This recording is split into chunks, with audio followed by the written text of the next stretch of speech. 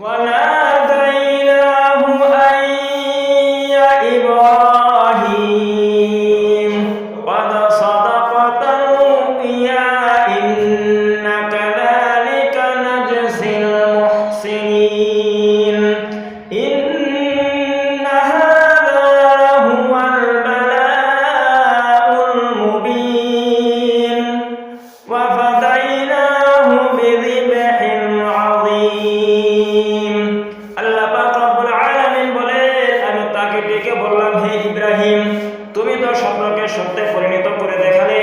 আমি এভাবে পুণ্যবানদেরকে প্রতিদান দিয়ে থাকি। নিশ্চয় এটা একটি সুস্পষ্ট পরীক্ষা ছিল। আমি তার পরিবর্তে জবাই করার জন্য দিলাম এক মহান বস্তু। হযরত জিবরাইল আলাইহিস সালাম এক বেহেশতি দুম্বা নিয়ে উপস্থিত হলেন। অবশেষে তাই কুরবানি করলেন হযরত ইব্রাহিম আলাইহিস সালাম। এই থেকে এলো আমাদের কুরবানি। কুরবানির মূল কথাটা হলো